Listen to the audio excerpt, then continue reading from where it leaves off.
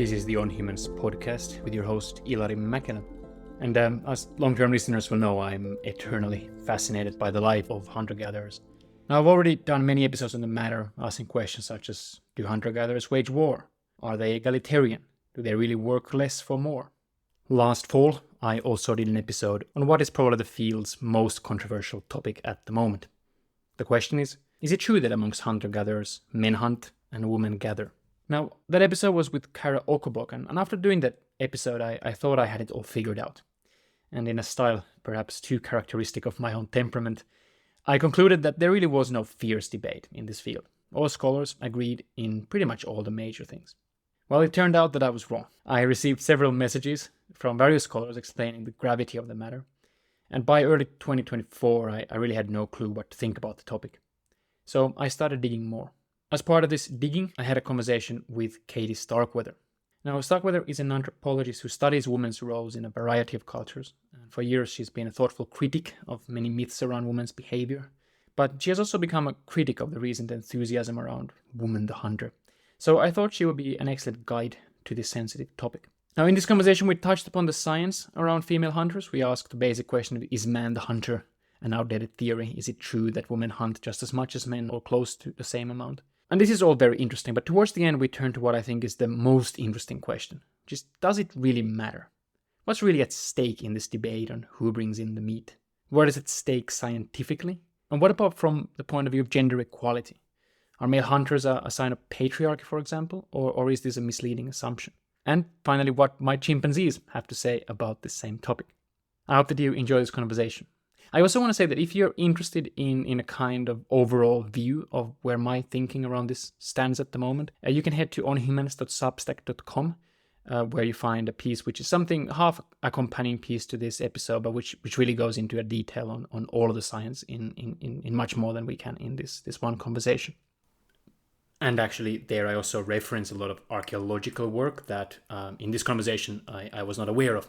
So that's again at onhumans.substack.com, where you'll also find plenty of other writings. Finally, I want to say that if you enjoy the work that I do at On Humans, making scholarship in humanities and human sciences both understandable to the general public and relatable to the big questions around our self-understanding, then I would like to ask you to do one act of support today. It can be as simple as subscribing to the show if you have not done so yet, or giving a nice review, hopefully 5 stars if you feel I deserve it, on Spotify, Apple Podcasts, or whatever app you're using.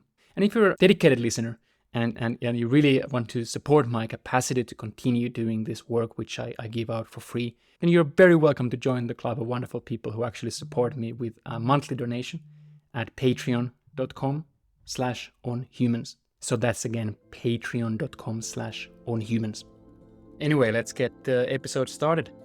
So whether you are commuting, exercising, or are just here to learn more about humans, I'm grateful that you're here, and I hope that you enjoy this conversation with Katie Starkweather. Dr. Katie Starkweather, welcome to On Humans. Thank you. Thanks for having me. I'm really happy to be here.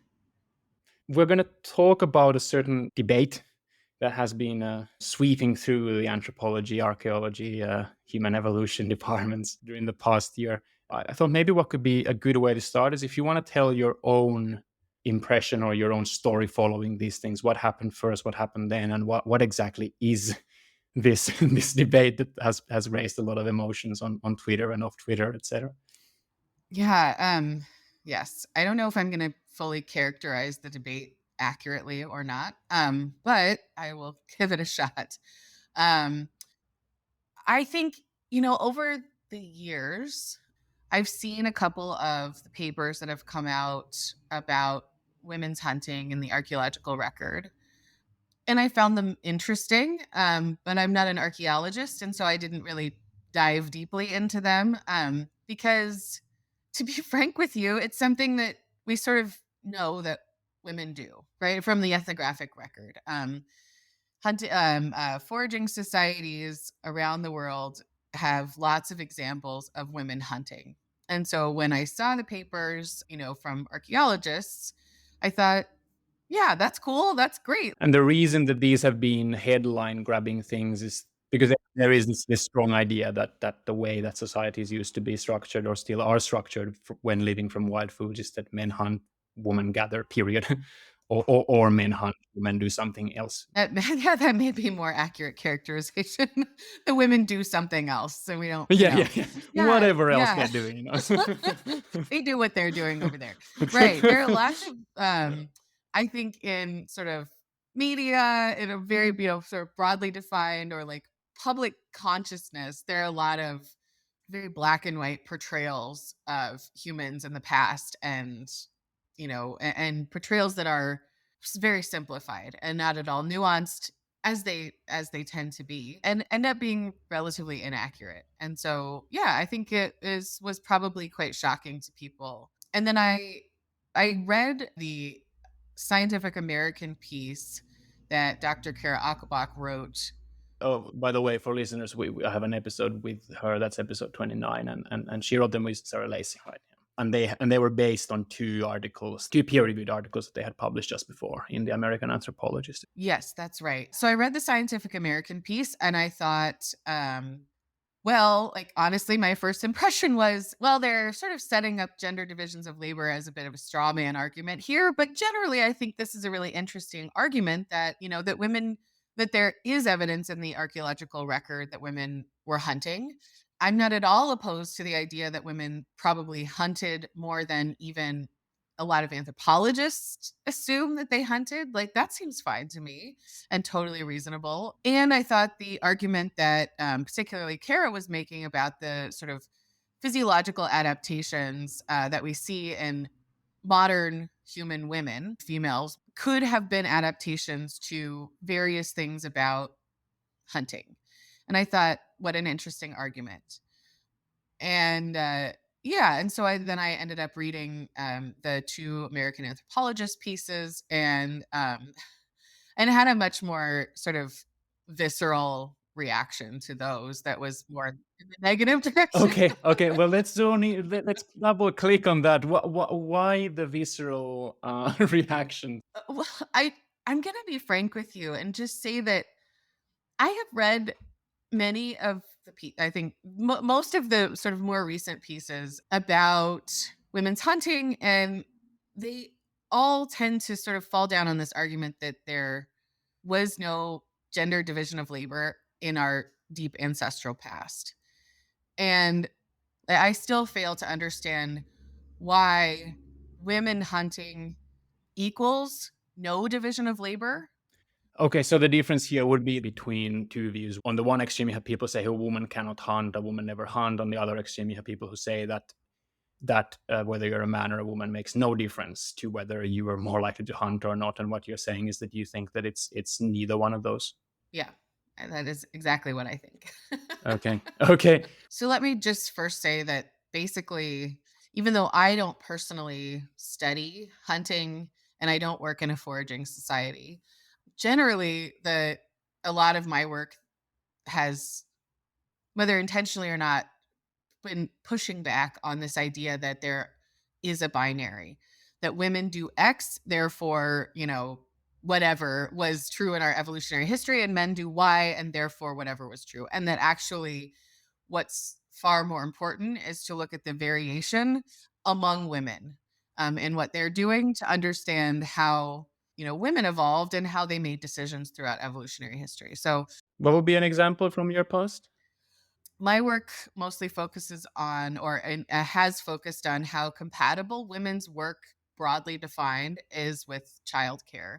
One of the big discussions in sort of evolutionary anthropology or human behavioral ecology is that because on average, women tend to do work that is more compatible with childcare than the work that men tend to do. That women is this is the sort of best evolutionary strategy for women to do this work that's compatible, that they should take their kids along with them. I mean, which, by the way, I guess ties very neatly into the idea that hunting with children is much more difficult than collecting tubers with or foraging nuts with children. Well, maybe, but it really there's the like so what I would argue is that there's actually just so much variation in what humans are doing and that some types of hunting are more compatible with childcare than other types of hunting. Like tracking big game for very long periods of time and doing things that are really dangerous might be incompatible with caring for a child at the same time, right? If you have to stop and breastfeed a baby, you may lose the prey that you're tracking. That's not great. But for example, the there's a group of people in called the Aka, um, who like are famously net hunters. And what it seems like is going on there is that men and women go out hunting together, that they use nets to hunt with. Men are doing a lot of like holding and carrying of infants during that time. And men and women sort of work together to catch their prey. And so that seems to be a far less or a far more compatible strategy. Okay, so And so I basically think what you're that, saying is that yeah, the situation is much messier than it would be if some people just say that, well, definitely. hunting suits men, gathering suits Yeah, women because of childcare, period. absolutely. Okay. So I think that I don't think that women's hunting has entered the conversation a lot. And I think that that's a mistake. And I think that the real value in several of these pieces is that it's brought it back into the conversation. Yes, I Um, agree. I yeah, completely yeah. agree. Yeah. Yeah. I mean, I'm never one to argue that like women can't do something or that women are so constrained by their biologies or the patriarchy or patriarchal systems or whatever that they can't or weren't able to do a thing throughout evolutionary history. Like that's not ever a position that I would take.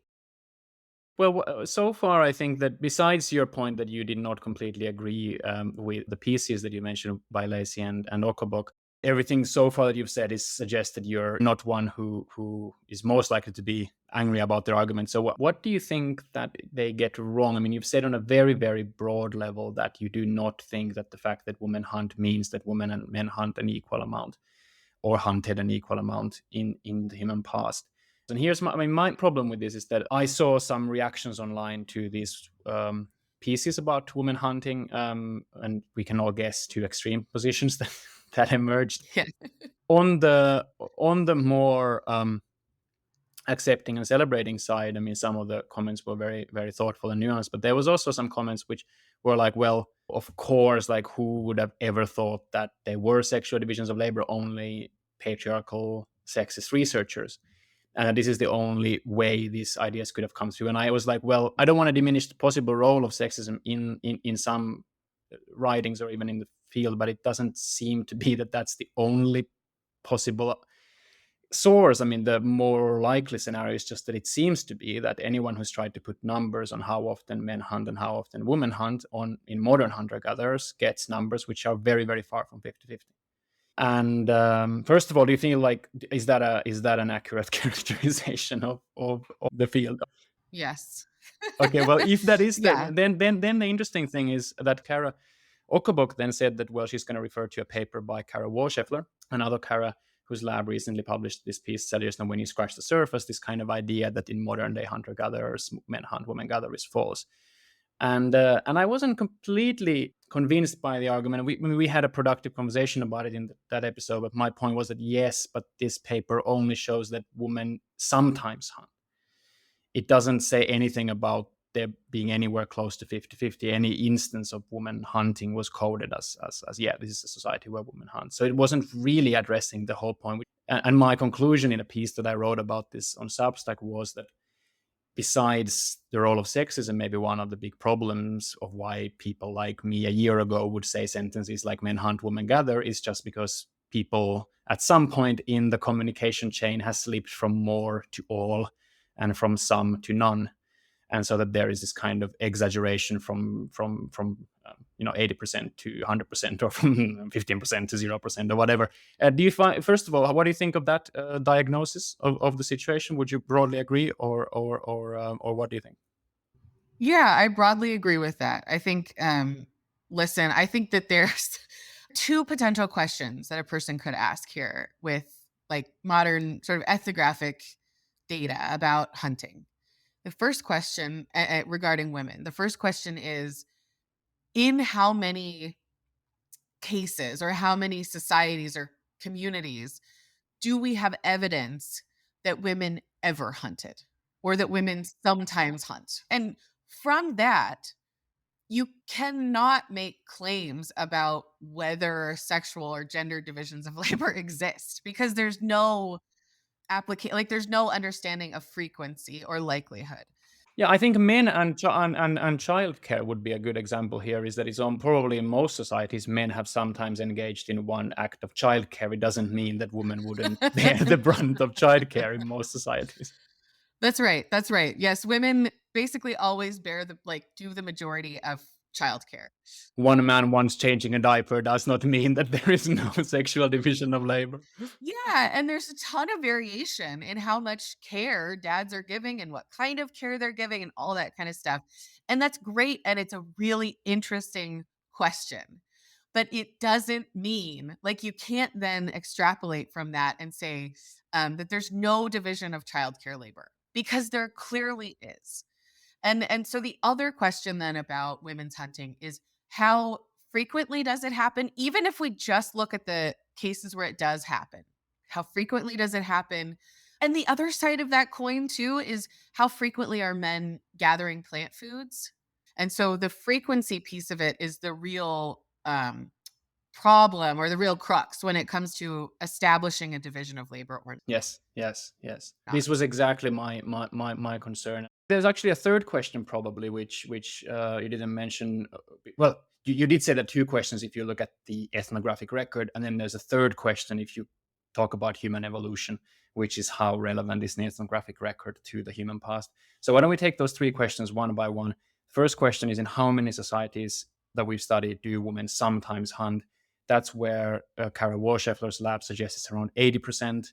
There are some other numbers from other studies which suggest it's 7%. So there's a massive, massive swing from 7 to 80. You recently, with a lot of colleagues, wrote a pretty careful and, to my eyes, quite a convincing rebuttal of the 80% figure. Without going too much into the weeds, what would be a quick take on why the 80% is misleading? There were just some coding errors and some things about the way that different coding decisions were made that were unclear. Oh, it looked a bit more serious to me. I mean, it looked like the sampling was not done in the way that they said that the sampling was Yes. done, which then raises the question of how was it done, and it looked like it was cherry picked. Yes, potentially. I mean, we don't know, right? We don't know. Like we don't know that. We weren't Okay, maybe there I'm with being too them when they harsh, were but I doing have it. to say, reading it, I mean, I'm not an expert in any way, but I know that the Kung and the Juhuanzi are the same group with two different names, and they were coded as two separate groups. So you get two data points from one, and so there was a lot of question marks, and I don't want to um I've done enough many mistakes in my own essays, etc. back in the days that I know that mistakes happen. It's just that it seems, in my eyes, it seemed to be a paper that was probably pretty rapidly put through and didn't go through enough many revisions before it passed peer review. I think that's right. And I think yeah, so I don't want to assign like I don't want to assume anything about the decision making process of the authors. Yeah, me neither. Me neither. Yeah.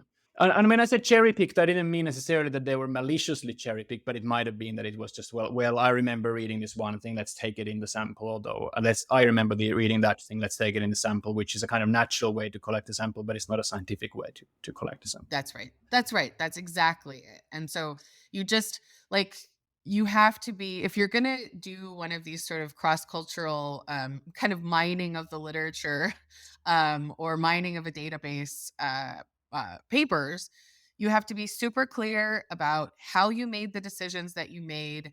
Like you have to be so clear that someone else could come back and replicate what you've done and get the same result or at least roughly the same result. And so that's really where the problem comes in. And I think what is pointed out in this paper that is spearheaded by Vivek, and I play a relatively small role in, but I'm happy to be a co-author on it.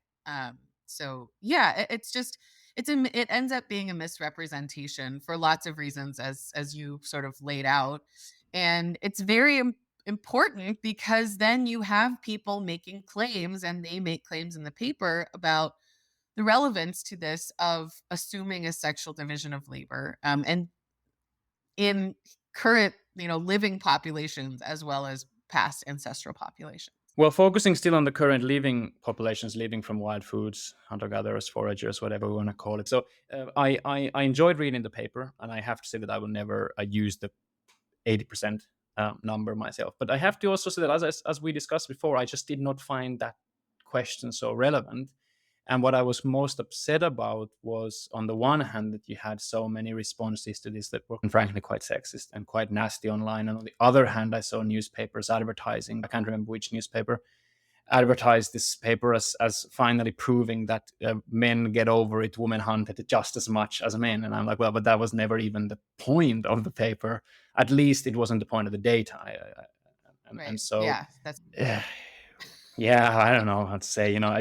It's also a difficult debate to talk about because it does raise so many emotions. I mean, I was actually recently in a play that was a play about late 90s corporate culture in London, London media company owning many newspapers, and there was a single woman board member, and she was, of course, having a tough time, as you might imagine, from how I've laid this out.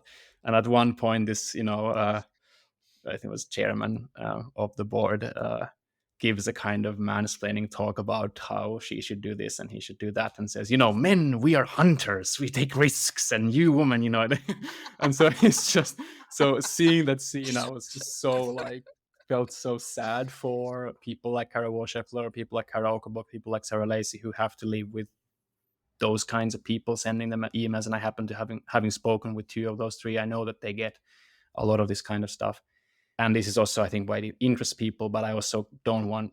I mean, yeah, having trying to read through the paper, I find it difficult to justify a decision to advertise this finding as proving that women hunt just as much as men. So I kind of I probably will struggle with framing this episode because I don't know. But that would well. be I my think, job.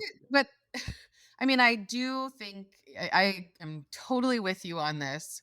I feel for every person who has had to, endure this sort of unnuanced sexist perspective of like men do this and women do that. And you know what? It's many of us. And I am someone who, again, like, would push back extremely strongly on those black and white characterizations or any sort of sexist tropes. Women can do the things that men do, men can do the things that women do. It's not like that ultimately is not an important question. The important question is, do they? And if not, why not? But really, I mean, like, but it does become like, I think the challenging part, and I think the part that continues to be the crux of all of this for me, is that these authors have continued to suggest that there is therefore no division of labor. And so what is a layperson to think? What are they to like that you would assume from that means, well, then women hunted just as much as men did. I don't think that that's an unrealistic extrapolation from that, and I think that's why the piece that I'm on, that Vivek spearheaded, well, it's so important because the science will always get sort of, narrowed down and um, taken to black and white extremes. And we have to make sure that the science is done well and is interpreted very carefully so that, at least hopefully when it gets, sent out into the public, that there's more elements of truth and nuance to Yeah, it yeah. than Well, would it be right to characterize a situation as such that the first question of in how many societies do women sometimes hunt is not going to be 100%, probably not going to be even 80%. It's going to be less than that. We don't really know. We just don't know. But it's probably less than 80% because you can really try to get to 80% with a lot of mistakes. Probably it's more than 7% is my impression, but who am most I to say? certainly, yes. Yeah, yeah, yeah. Okay, so it's somewhere between 7 and 80. Great. But then Yes. the second two questions are the questions that I think really do matter, which is that, as we said, the suggestion that this would entail something about women hunting just as much as men is not valid. So let's first take modern hunter gatherers and then take the past. Is there anyone, do you think, in the field currently who suggests that in existing hunter gatherers it would be anywhere close to 50%? Because I haven't seen anything written that would even remotely suggest that. No. Okay, so we pretty much have Not in sort of like modern foraging societies Yes, yes, writ large. yeah. No, I don't think so. Okay, so then the question is about the past. Yeah. So the debates really then are first in the 7 to 80% realm, which I don't find particularly important for this purpose, and then in the very very important question number three: what about the past? I recently had a chat with Sarah Lacey, and what she my impression was that she is generally skeptical about the use of modern day existing hunter gatherers to extrapolate to Pleistocene, Paleolithic past, whatever term you want to use.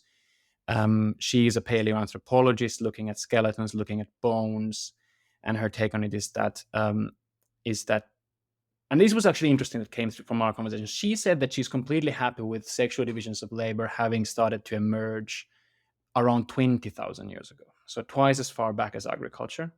But there starts to be a warmer climate. There starts to be more bigger societies, some intensification. Some of the trends that we already see that we all know about agriculture start to already be on the way back then. She says that probably at that point you start having some evidence for that. There's really no evidence, and because modern hunter gatherers can't tell anything about that, the only evidence we should use is are the bones, etc. And in the bones, we don't see any evidence for this. That there's two issues really there. One is how should we interpret the bones? I know you're not a bone expert, but then the other question is, well, should we really not use modern day hunter gatherers in any way as a model of what is it like to live on wild foods, whether in this year or 40,000 years ago or so? Where do you want to take this? Yeah, I mean, this is a sticky subject. But two things are true. One is that modern day hunter gatherers, extant, foraging groups are modern humans who are living, and making decisions in response to the environment around them. And that includes, other people from other groups, and it includes the effects of colonialism and all kinds of stuff, right? Um, and so that's absolutely true. And no one should be looking at a foraging group and saying, like, the Hadza are doing this thing here, and which means that that's how it was done in how human evolutionary past. So we should not be using living foraging groups as a model, not as a model necessarily, but as a reflection of our A past. living fossil. No, definitely not. Yeah. And by the way, Lacey did mention to me that although people always say, well, no one is using them as living fossils, there was literally an anthropologist who did use that term at one point. So they have been people Well, use. that Yeah, yeah, sucks. yeah, yeah, yeah, Yeah, I mean, like, yeah. I again, like, I think that, she's embedded in a very different literature than I am, and I don't wanna pretend like this is not a mistake that people have made, that anthropologists have made even relatively recently, but the current thinking on this is that that is wrong, that that's the wrong thing.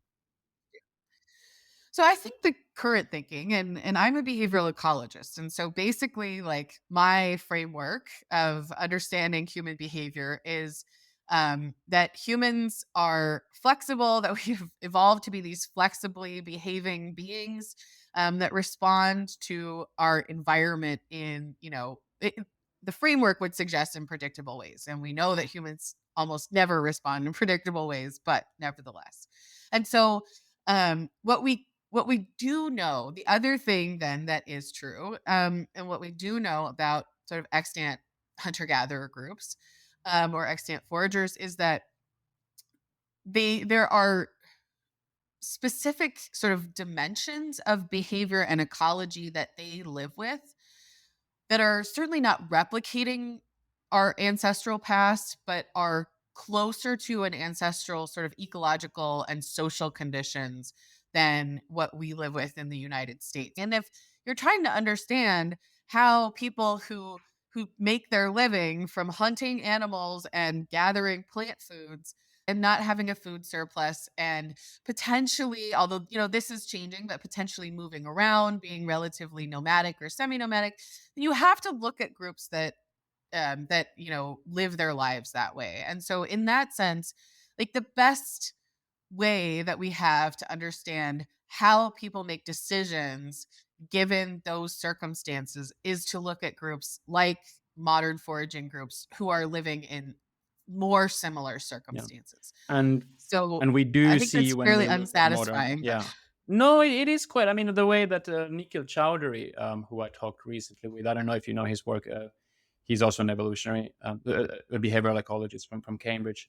I think he formulated it quite nicely to me. I mean, he said that, look, like, it's none of these individual groups are like a reflection of the past, but if you just see the Bayaka in the rainforest of Congo who have no close links with the Kung Jihuanzi, San hunter-gatherers in the Kalahari Desert, doing something that's also almost identical to what the Agta are doing in the Philippines. And these are all doing things that are completely different to their neighbors, but are very similar to what each other are doing. Then probably has to do with the lifestyle, that it's some kind of a clever human solution to living from non-surplus wild foods, and that then we can probably assume that something like that was going on in the Pleistocene. I mean, personally, I don't think that's an unsatisfactory answer. I think it's at least yeah, it's a very yeah, good I think answer. I don't know if it's the right answer, but it's a good answer. yeah.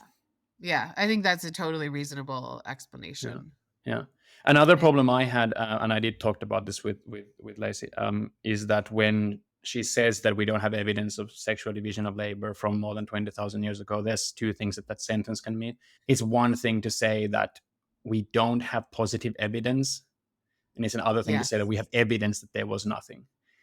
And Yes. I don't, and That's having exactly looked where at, I come down on this too. That's exactly yeah, it. yeah. I mean, and a good example of this is that now we're getting really into the weeds, but there was one aspect of this is looking at Neanderthals. There was this one paper which found that there was quite different trauma patterns in males and females, which could then be read of as evidence of sexual division of labor in the places in Neanderthals.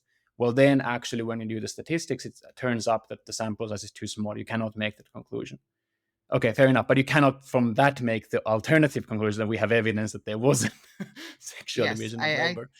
100% agree with that. Yes, I 100 Okay. that is my main beef with all of these papers. They are not evidence that there was slash is no Yeah, sexual yeah, division of labor. yeah, They're yeah. yeah, they're And, arguments about why there may not have been.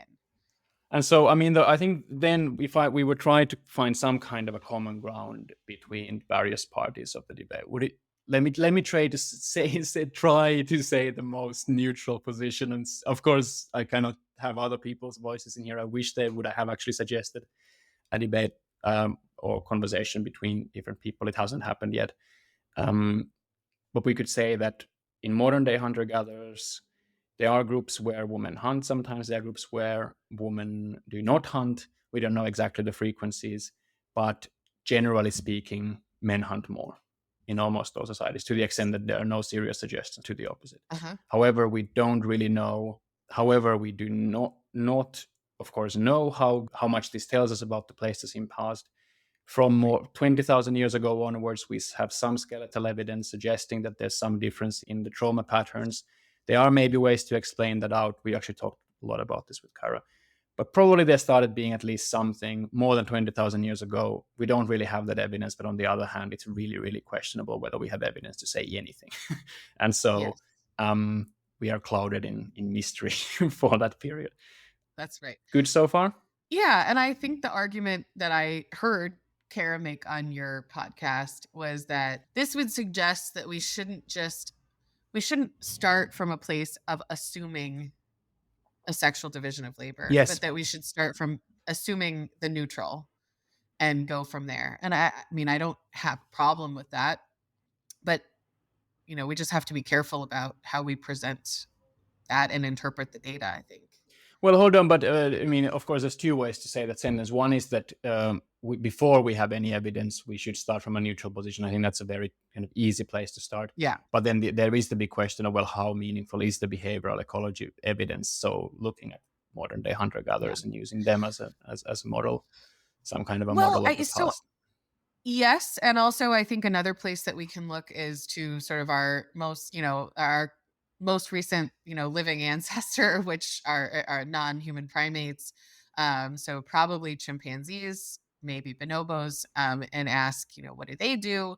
And then could we assume that somewhere along the line, like, so we know that, for example, even chimp males and females do different things, but they certainly lack many of the characteristics that would lead us to assume that there's a division of labor. A division of labor Yes. assumes that there's also pooling of resources, right? Humans require help for mothers in particular. So in all other, or most, I should say, the vast majority of other mammalian species, mothers, um, they don't require help in order to raise their young to independence, right?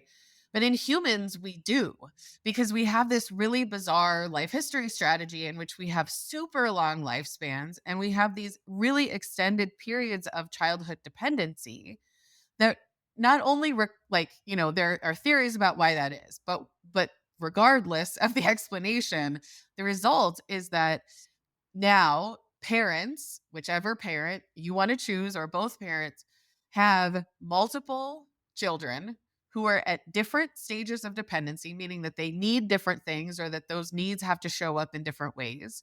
And all of their needs have to be met at least a baseline. Otherwise, they will not survive. And so, this is really hard. And it is also one of the things that really separates us from most other mammalian species, including all other non human primates. And so, my big suggestion or argument maybe is that really it's the point at which we started or have evolved this life history pattern where it's probably most likely that sexual or gender divisions of labor also showed up, because this is the point at which you now have, even two parents for whom it's really hard to meet all of the needs of all of their offspring simultaneously. And so you have to have pooled resources and you have to have cooperation, at least within the dyad or potentially, within a larger group. But I think And so the word cooperation is so important because it's so easy to think of because of the past history within our society. I think it's or our societies, most of the world, I guess. It's so easy to assume that if there is a strong sexual division of labor, it's because it has been imposed by the dominant power, more the sex with more power, men. But this is not an example of when we start having long childhoods, men suddenly force the woman to stay in the camp and forage. This is rather that this becomes a form of cooperative strategy where, because there is trust and there is this kind of whatever we want to call it, pair bonding, other forms of social trust. We get into this surprising position where we're actually able to do something that requires so much trust, which is that, look, I'm not even going to hunt because I know, yeah, that's right. That's right. And like I understand that some people, particularly non-anthropologists, well, maybe some anthropologists too, assume that gender division of labor equals or is necessarily tied to some kind of restriction of female behavior. I just don't see it that way. I think that those 2 things are independent of one another. We have lots of examples where in foraging societies, again, I'll come back to that example, where there is pretty predictable, whether how strong they are, but pretty predictable divisions of labor in a lot of cases. There's a lot more gender egalitarianism in many of those cases than there are in, other places. So I think it's important to decouple those things. that's really interesting. I mean, brings 2 points to mind for me. One very much in line of that, and one to push back a bit and hear your response. The first one is that's exactly what Vivek said in one of his pieces on this. Is that if you look at the Batek people with whom he's lived, what's really wonderful is just how gender egalitarian they are. And at the same time, yeah, they have divisions of labor, but they're not strict. And you actually have a lot of, especially teenage girls, get really interested in hunting for some time. And so no, it's much more nuanced and much more interesting than one would think. But then one thing to push back on, I do think that it's also maybe worth saying that I have understood that, we don't know whether it's between 7% or 80% of societies where women do hunt on record. The remaining 20 plus I have heard that in some cases it's actually there are very strict social taboos against women hunting or even touching hunting weapons. So I have understood that there are also cases where it's very much a social taboo for a woman to hunt. Do you happen to know, for by the way, are there any taboos against men foraging ever? Men gathering ever? I don't know. I don't know actually. That would No. I feel like I've heard something about that, but I don't know that for sure. Okay. Yeah. No, I think that that's right, but I here would be my question. So if there are like okay, a few things. I definitely don't mean to suggest that these are like gender equal utopias that people are Mm, living in. mm. Not at all. There's a lot, I think there's evidence in modern, foraging societies, there's a lot of variation in how equal genders are to one another Oh, and and that's on Vivek point, various by the levels. way, Like, also is that Batek yeah, people often could come out as one of the most gender egalitarian of even that's the right. nomadic That's right. hunter-gatherers. Yeah. Yes. Yeah, exactly. And so there is variation. And there are differences across like sort of domains of life in how equal the genders may be to one another. There are examples where women are restricted from hunting. That is certainly true. But my question for you or anyone would be, why would women being involved in hunting indicate gender equal relationships? Oh, interesting. Good question. Yeah.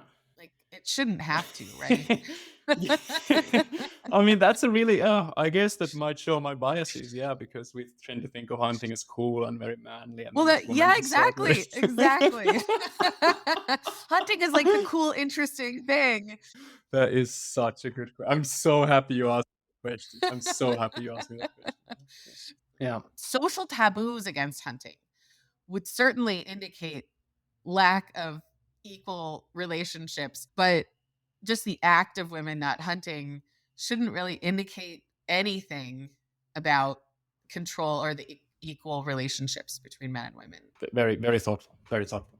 I mean, it does seem to me that we will lose a lot of predictive value if we get rid of the assumption that men do more hunting, women do more gathering. Because when you look at, for example, Arctic hunter gatherers, whether Arctic as we typically think of it, like the Inuit, but also based on my very, very shallow reading of the Selknam people, for example, who lived in the very southern edges of Argentina, Chile, who were, by the way, completely wiped out by the colonial projects. I've understood both of these societies because when you get into these more Arctic environments, they end up living much more from hunting.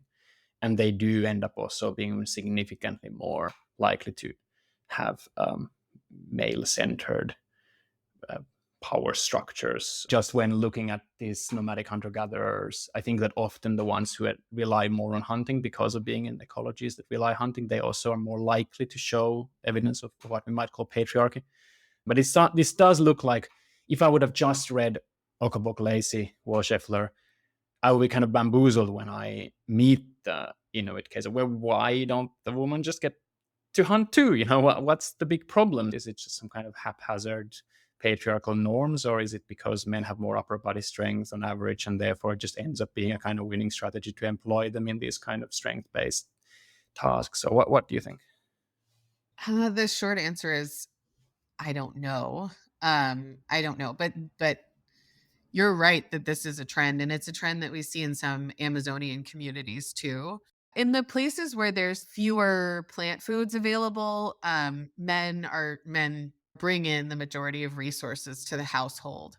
I mean, the evolutionary argument for why you end up with men doing the majority of hunting is because it's dangerous, because it's not a good idea. Like, so there's also really good evidence, especially in non-industrialized contexts, that if a mother dies, that kids are really poorly, like really not doing well, they might be likely to die too, or they might take a huge hit in terms of their sort of nutritional well-being.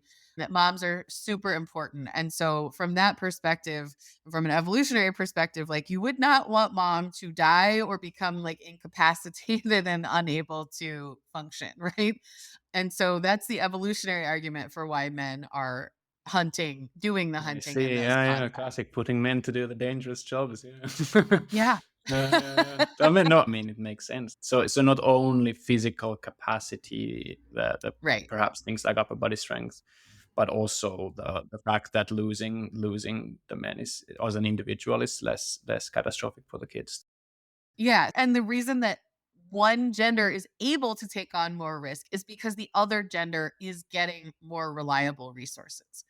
Right. And so it's like this pooling of resources, at least at the household level, is allowing for one gender to take on more risk while the other one takes on less risk. And so there you have it.